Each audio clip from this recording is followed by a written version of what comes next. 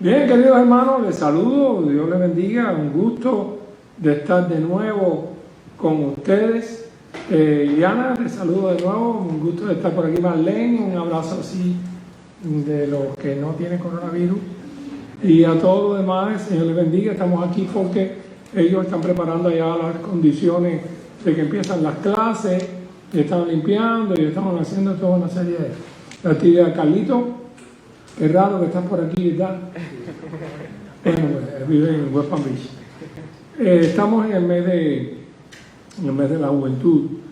No pudimos tener la Semana de la Juventud, ni el campamento, ni nada de eso, pero bueno, peor fueron las madres, que se nos fue por abajo la mesa, la madre, los padres, la escuela bíblica, todas estas cosas pararon. Y yo estaba orando y pidiéndole a Dios que nosotros podamos empezar todas estas actividades que son necesarias, porque no son solamente mensajes, hace falta también programas, directrices que son específicas para los jóvenes, los niños, la escuela dominical.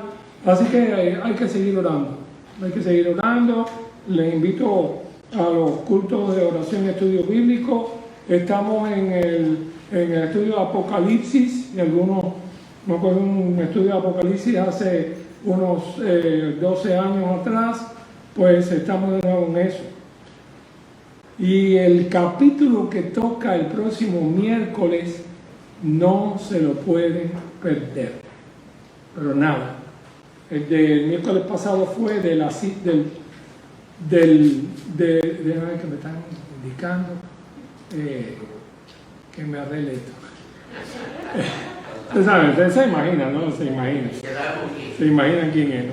Entonces, el pasado miércoles fue de la tierra al cielo, porque saltamos de las 7 iglesias al cielo, capítulo 4 de Apocalipsis, y es tremendo ese viajecito extraordinario. Pero el del miércoles no se lo pueden perder, no. Nos vamos a parar delante del trono de Dios. Así que les despido el miércoles a las 8, conéctense. Y esta noche les pido a todos los jóvenes que están presentes que traten de conectarse, porque el mensaje es específicamente para ustedes.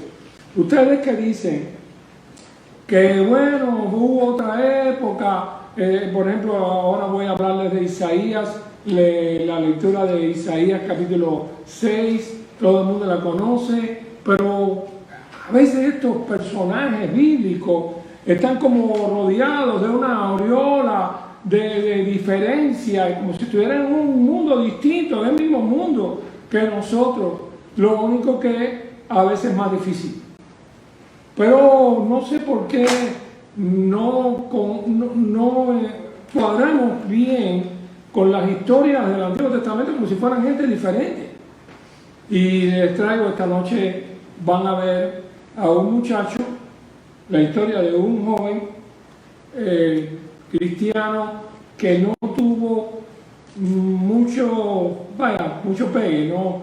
La historia bíblica de él no es muy clara, no está muy bien, más bien ha sido tildado de flojo, pero se convirtió en algo diferente. Así que yo quiero que estén esta noche y van a escuchar la historia de cómo el evangelio en Argentina llegó también de una manera magistral, y como un muchacho campesino de 17 años recibió un llamado de Dios y le llevó de Estados Unidos hasta Argentina, y no le voy a decir nada porque no se conectan luego. Así que les espero. Yo estoy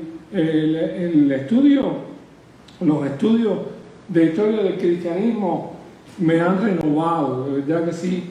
Los estudios del seminario, aunque parecían una tontería, la verdad que después de viejo uno me vio y me dijo: pastor, tú deberías estar dando clases aquí, tú estás cogiendo clases. Le digo: sí. Porque bueno, es que lo que se llama la calificación que uno tiene en Cuba, la licenciatura de Cuba, no me servía.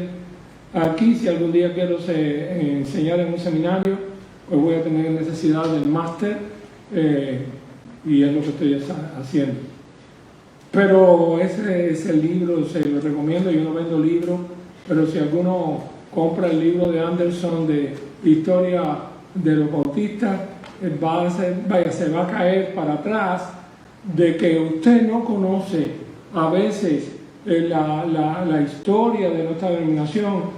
Los que dejan la Biblia en su casa y no quieren andar con una Biblia, se olvidan o no saben la época en que la Biblia no existía, cómo llegó a ser el libro de Dios, cómo llegó algunos a dar la vida por una Biblia o por un bautismo, por decir que el bautismo era por inversión.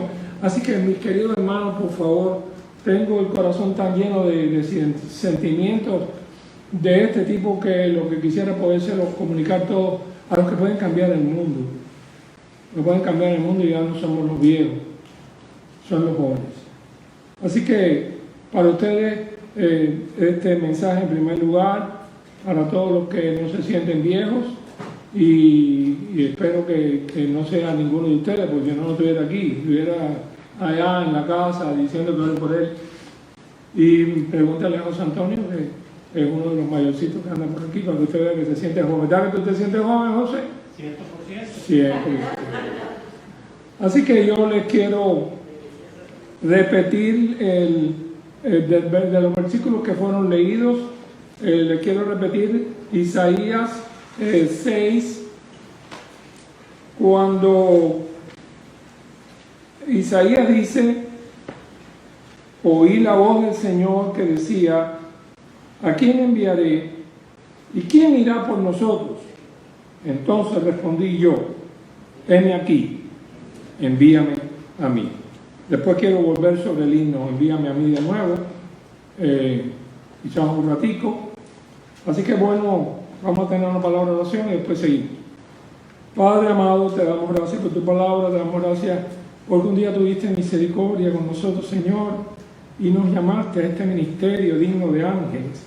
Los ángeles quisieran hacer lo que la iglesia hace en el mundo y ha hecho, pero está dado para nosotros. Levanta en esta época y en el futuro, levanta nuevos valores, vidas consagradas que se entreguen a seguir adelante con el camino del Evangelio. Ayúdanos. Háblanos tú, que tu Santo Espíritu haga la obra que nosotros no podemos hacer. Podemos tocar oídos, pero no corazones. Hazlo tú. En el nombre que es sobre todo nombre, en el nombre de Jesús. Amén. Tengo varios escenarios, por ejemplo, del Antiguo Testamento. El escenario del Antiguo Testamento, de Isaías, el rey Usías había tenido un buen reinado, había sido un rey próspero. En los últimos años de su reinado parece que se le fue la grandeza por la cabeza. Últimamente hizo cosas mal hechas y fue depuesto por Dios.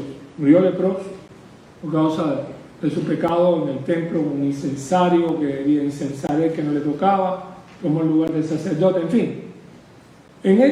Pero fue tan importante Usías para la vida de la nación, en este caso de Judá, que ya se recuerdan que las 10 tribus se habían ido detrás de Jeroboam con todas las promesas de que yo sí tengo para ustedes, que yo sí, que les doy. Resulta que las 10 tribus desaparecieron en Samaria con la invasión de Tiglat-Pileser, rey de Asiria.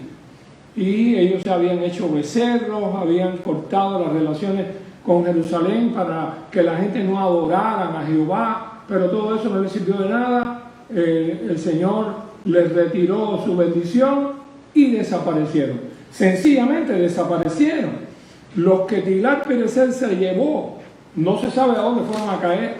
Los que quedaron, los judíos que quedaron en aquella zona, uno escondido dentro de un tanque y otro abajo en una cueva, vas a encontrar después a Jesús con una mujer de Samaria que parece que era de los descendientes de las 10 tribus, porque ella le dice a nosotros, ustedes dicen que es Jerusalén, nosotros decimos que es Samaria, pero nosotros sabemos que ha de venir el Cristo. Quiere decir que esta mujer esperaba, tenía la antigua visión de los israelitas de las 10 tribus que se habían llevado, aunque se alejaron detrás de los Baales. Parece que algún remanente y algunos grupos quedaron todavía fieles a Dios.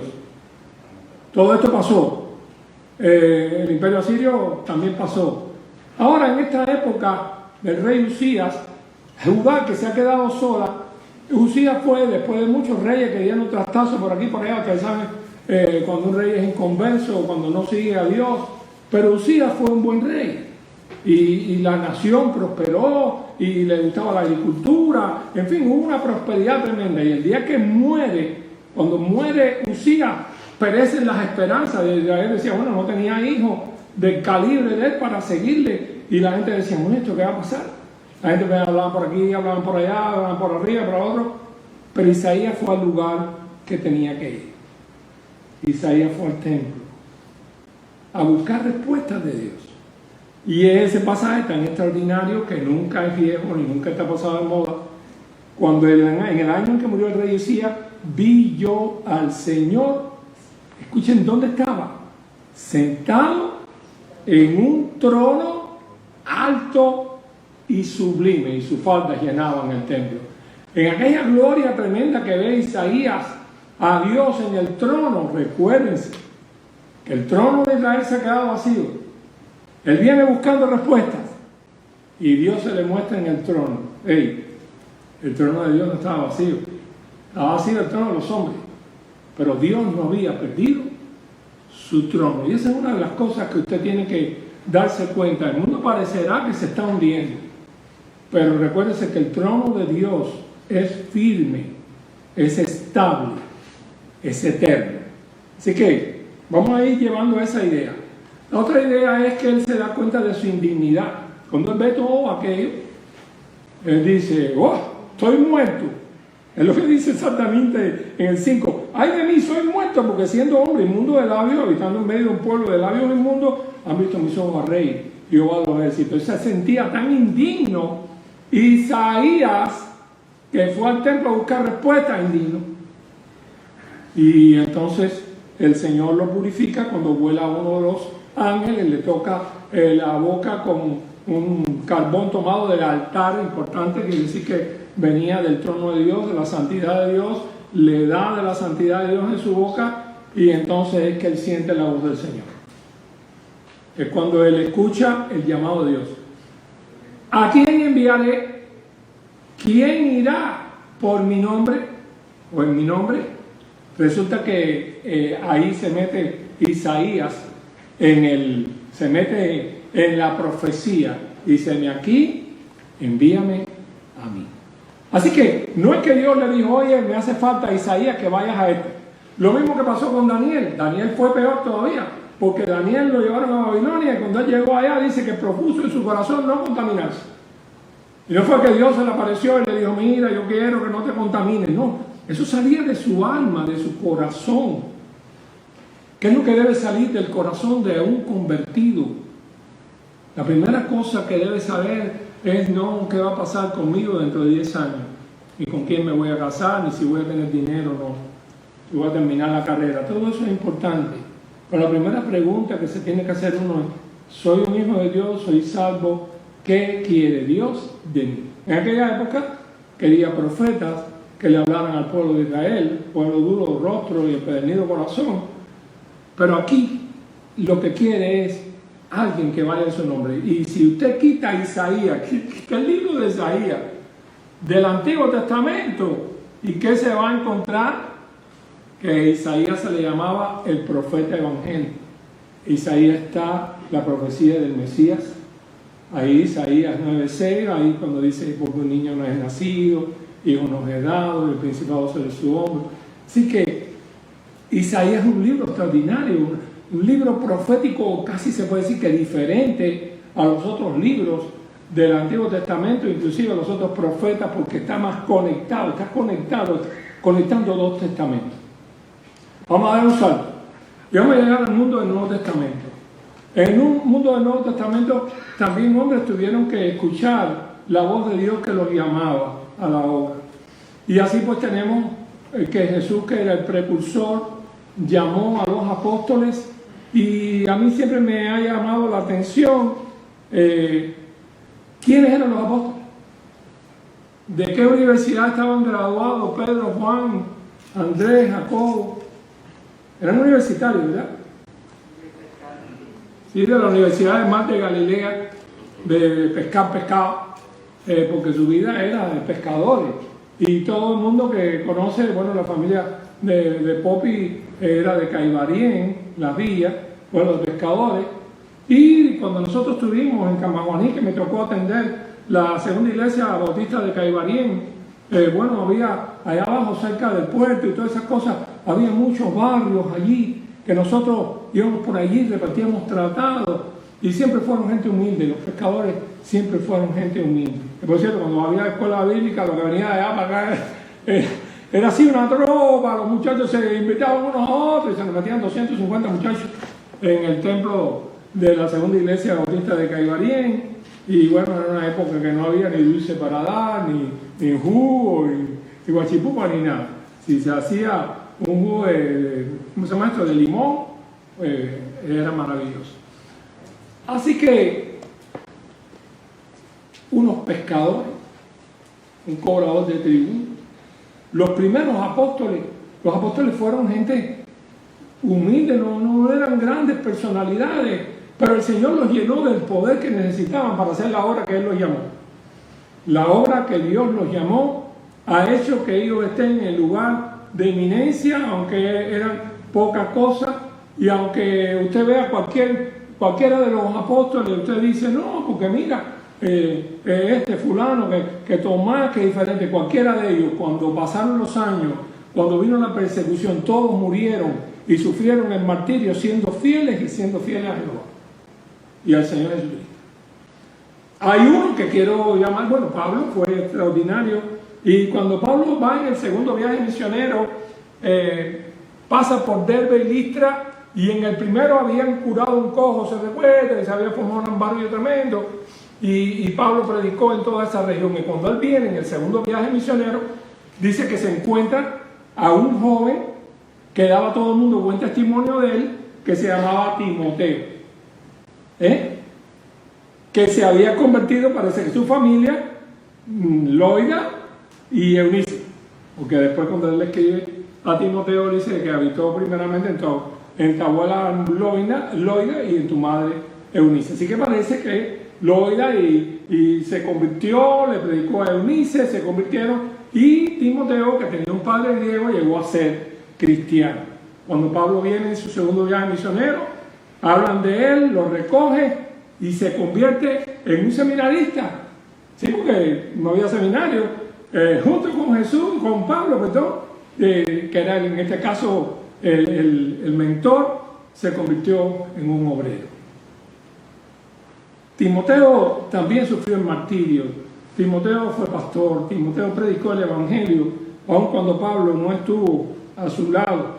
Y en 2 de Timoteo, capítulo 4, Pablo le dice, te encarezco delante de Dios y del Señor Jesucristo, que juzgará a los vivos y a los muertos en su manifestación y en su reino, que prediques, pero que prediques la palabra, la Biblia. Si tú no conoces la Biblia, y tú no tienes nunca una Biblia en la mano, si tú no sabes dónde está, y se te ha perdido, tú no conoces Biblia. No vas a conocer ni cuántos libros tiene la Biblia. No vas a conocer ni cuántos libros tiene el Antiguo Testamento y el Nuevo Testamento. No vas a conocer el nombre de los patriarcas. No vas a conocer los milagros de Jesús. No vas a conocer las parábolas. No vas a conocer el mensaje de Dios para ti. Si tú dices, yo soy cristiano, pero no conoces, no tienes un libro de texto. Es como ir a la escuela. El maestro dice, tienen que buscar el libro tal. Ok. Cuando vuelva a la escuela, bueno, abran sus libros. ¿Y tú? No. ¿Y el libro tuyo? Gato, miau. Bueno, ok. Próxima clase tienes que traer el libro. Ve la próxima clase. ¿Y tú?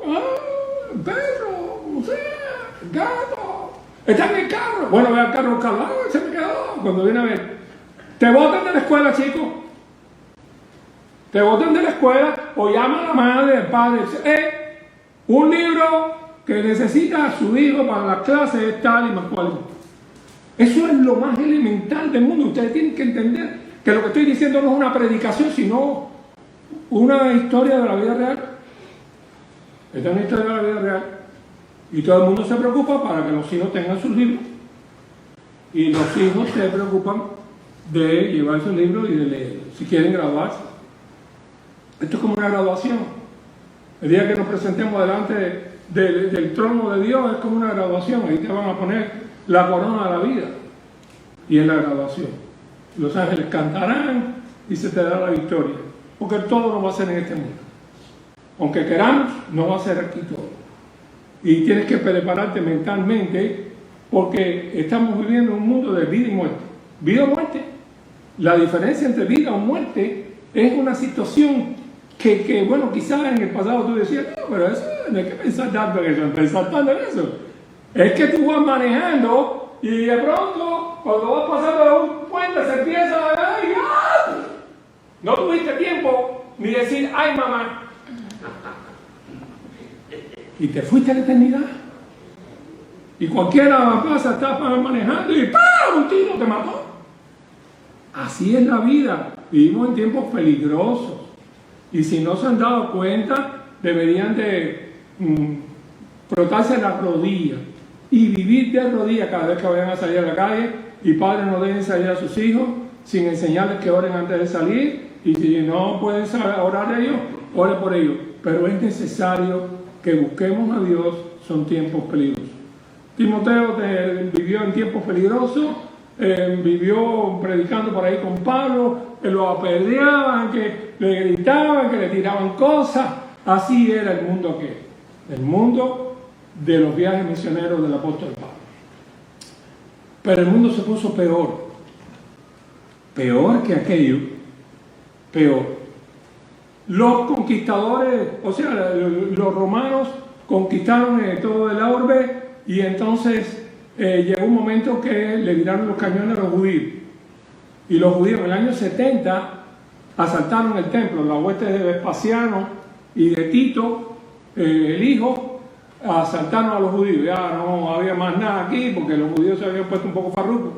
Vespasiano fue allá a Roma a buscar su investidura, de que lo hicieron el emperador, y Tito asaltó Jerusalén, arrasó, mató a todo el que pudo matar, destruyó el templo, miles y miles de judíos fueron muertos.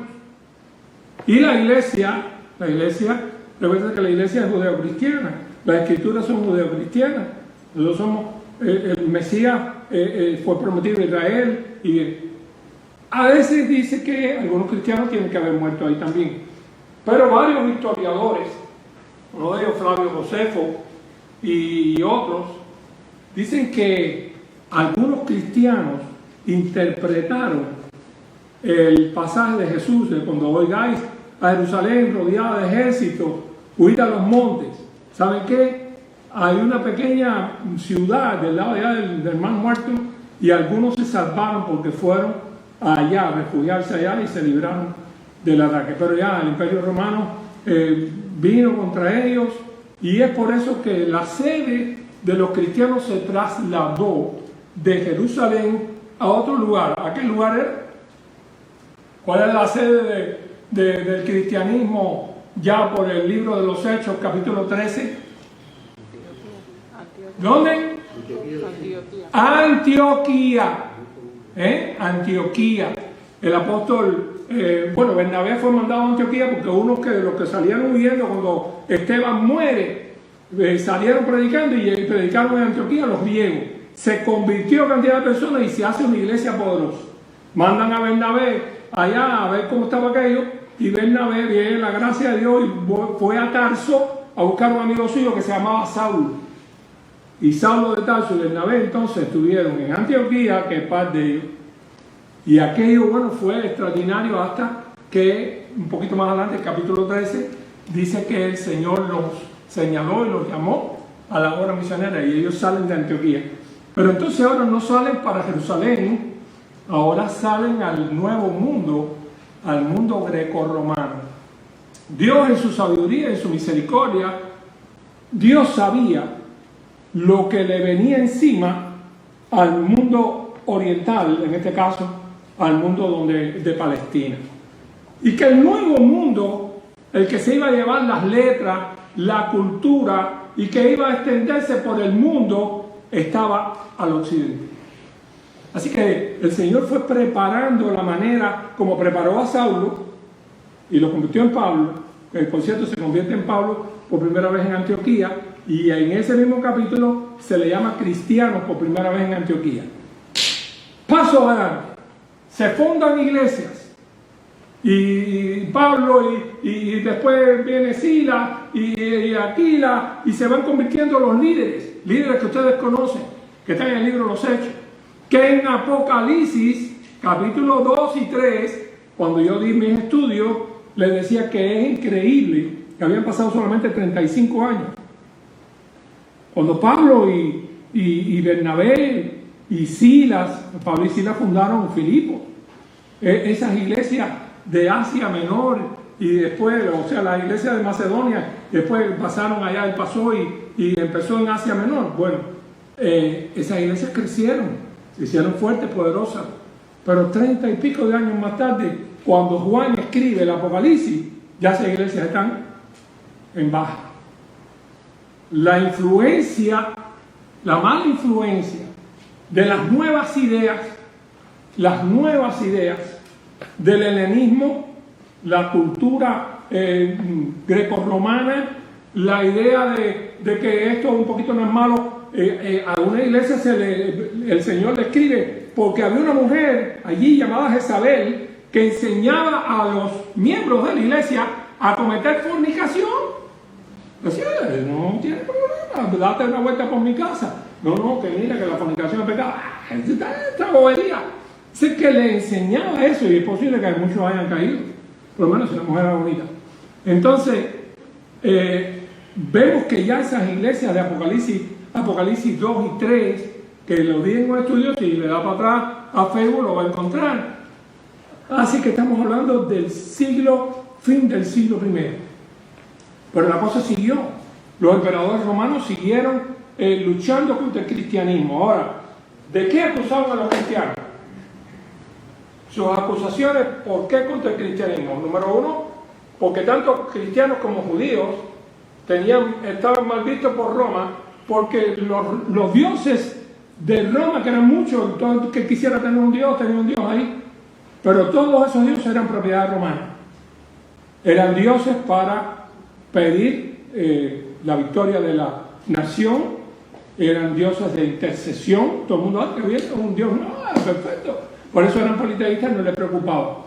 Pero lo que sí les preocupara era que el emperador se hace una estatua, y entonces una de las adoraciones de los dioses que había que tomar era el emperador. Y había que adorar al emperador, ofrecerle vino, incienso o algo de eso, y ahí era donde se ponía mala la cosa. Ni judíos ni cristianos entraban en el culto al emperador. Por eso vinieron chapeando, y lo triste es esto, que cuando los mataban, la gente gritaba, ¡sí! ¡Malvados, sin vergüenza, no aman a la nación! No los acusaban de crímenes religiosos. No. Los crímenes eran políticos, porque no querían apoyar a los dioses de la nación, no querían apoyar al emperador, no querían orar por el emperador. Así que cuando lo iban a ver, no los estaban matando por una causa religiosa, sino por la causa que inventaron Satanás para quitarlo de en medio. Así que todo esto estaba fraguado por 2 siglos, estuvo así hasta que en el 313 viene un emperador distinto, y Constantino dice que se convierte, y entonces ya hizo la paz con los cristianos. Él no fue el que inventó el domingo, como dicen los testigos de Jehová, no. Los cristianos se reunían el primer día de la semana Domini, aún los que todavía guardaban el sábado, después que se convirtieron, el Domini, el día del Señor, se reunían para comer juntos, para tomar la cena y para predicar y orar juntos. Así que eso era el Domini, y así lo dice el credo de los apóstoles. ¿Por qué? Porque era el día que Jesús resucitó, el día que Dios hizo la luz. Así que el sábado era para los judíos y el domingo para los cristianos. Así que Constantino lo que hizo fue legalizarle el domingo para que ellos pudieran celebrar el día con tranquilidad. Viene entonces, según lo que dice el historiador Kenneth Scott Latourette, las horas más oscuras, porque entonces hay una alianza del cristianismo con el mismo mundo que crucificó a Jesús. Mundo inconverso, pero como el emperador dice, soy Alí Baba, y dice todo el mundo, pues nosotros somos Alí Baba también, había que ser lo que el emperador era. Entonces esto crea un cristianismo mediocre que degenera en la Iglesia Católica un poco más adelante y que después persigue a todos los que no aceptan la supremacía de la Iglesia de Roma. Con el tiempo, Roma, donde estaba el emperador, el obispo de Roma y todo lo demás, llegó a tener poder. Pasan los siglos y ya estamos en la Edad Media. La persecución religiosa había sido de tal que había que hacer algo. Un hombre llamado Erasmo de Rotterdam coge el Nuevo Testamento en griego, lo traduce, y también surge Martín Lutero el 31 de octubre de 1517, clava las 95 tesis protestando en la Iglesia Católica y se forma una revolución allí, y entonces viene Martín Lutero, Zwinglio, Calvino, y viene la famosa Reforma Protestante, que una vez, hablando con un pastor, le dije, tus jóvenes tienen que aprender Castillo Fuerte es nuestro Dios, porque en la universidad, cuando le hablan de la Reforma como un movimiento importante de la historia, ellos pudieron decir, sí, como no, nosotros sabemos, si tenemos himno de Martín Lutero, posiblemente en una clase donde los jóvenes universitarios, tratándose el tema de historia, digan, yo tengo un himno de Martín Lutero, lo pasan al frente, y dime cuál es, dónde está, porque posiblemente no saben que nosotros tenemos un himno que se llama Castillo Fuerte, nuestro Dios, que está escrito por Martín Lutero. Ahora, la historia sigue. Esta noche vamos a estar hablando del Evangelio en Latinoamérica, pero estamos todavía por arriba, por Austria, por Suiza, y en ese mundo los jóvenes universitarios tuvieron la bendición. ¿Dónde están mis papeles? Aquí está. Los jóvenes universitarios, que son a veces más activos para las nuevas ideas y demás, se enfrentaron al catolicismo y se enfrentaron al gobierno, porque el problema está que la iglesia era una iglesia estatal. Cuando tú no aceptabas postulados de la iglesia, estabas ya en contra políticamente, y quien te juzgaba no era la iglesia, era el gobierno, y te metía a preso. Entonces, por aquí tengo un capítulo de los estudiados que se llama Meteoros en la noche. No sé cómo voy en la historia. Tengo nada más que para un momentito. Este Meteoros en la noche son de estos muchachos, se lo voy a pasar rápido. Estudiantes de la universidad empiezan a investigar lenguas, les cae el Nuevo Testamento en griego en la mano, empiezan a estudiar con Zwingli y otros, y en un momento que ellos se dan cuenta de que las escrituras decían cosas que no se hacían, y una de ellas es el bautismo de niños. Para hacerle la historia corta, por bautizar a un adulto, ellos los mataban. Un lugar donde bautizaban a un adulto quiere decir que eran herejes, eran enemigos del gobierno, del Estado, de bla bla bla, y estaban en contra de todo. Quiere decir que si Calvino, Lutero y Zwinglio tuvieron la reforma, arrancaron con ella, y vamos a decir que una ideología de la reforma cambio. Pero hubo también, paralelo a eso, una reforma radical, que quien la llevó adelante fueron Félix Manz, Conrado Greve, Jorge Blauroch, y estos son, hay uno aquí, Baltasar Mayer, y otros más, que cuando el profesor de Historia del Cristianismo nos dijo, tienen que leerse estas páginas del libro y preparen un pañuelo porque van a llorar. Ya. Así me sé todo eso. Yo di eso en el seminario en Cuba hace 1000 años. En la época que yo lo di, posiblemente el libro que que leí en el libro de Historia del Cristianismo de Kenneth Scott Latouré, quizás por ser un libro más antiguo y demás, no era tan gráfico. Los libros más modernos son más gráficos. Cuando te dice que le arrancan los pedazos a uno, te dicen del tamaño de la tenaza y qué fue lo primero que te arrancaron. Y cuando uno ve lo que estos muchachos que cambiaron el mundo, porque bautizados por miles, les mataban a otros miles, los mataban a ellos, y otros de los bautizados decían, yo soy el ministro de oro, los ordenaban y seguían predicando, y así iban huyendo, iban predicando, y salió de Suiza, y llegaron acá, y por toda Alemania, hasta que saltó a Estados Unidos, y al Nuevo Mundo, pero dieron la vida por Cristo, y dieron la vida por ser bautistas. Aunque se llamaban anabaptistas, la historia de ellos y los conceptos que ellos tenían de bautismo de adultos, de la misa no era lo que decía, de la transubstanciación no, la cena conmemorativa y una serie de factores bíblicos y doctrinales que ligan a los anabaptistas con los bautistas. En aquella época ya llegó un momento que los reformadores se mantuvieron, tenían su gobierno, y el gobierno mismo, por ejemplo, dirigido por Zwinglio, mató a Felix Manz, lo ahogó en el río por decir que el bautismo era por inmersión. ¿Usted sabe lo que es eso? Uno que había sido su alumno. Y la madre de Felix Manz, esto no es película, estoy hablando de la historia. La madre de Felix Manz iba a la orilla del río y junto con porque eso lo hacían público, para un escarmiento, y allí lo pusieron para ahogarlo, porque él decía que el bautismo era por inmersión. Le dijeron, ven acá, ¿cómo es el bautismo? ¿Por inmersión o por aspersión? Y entonces él dijo, no, como Jesús se bautizó, el bautismo es por inmersión.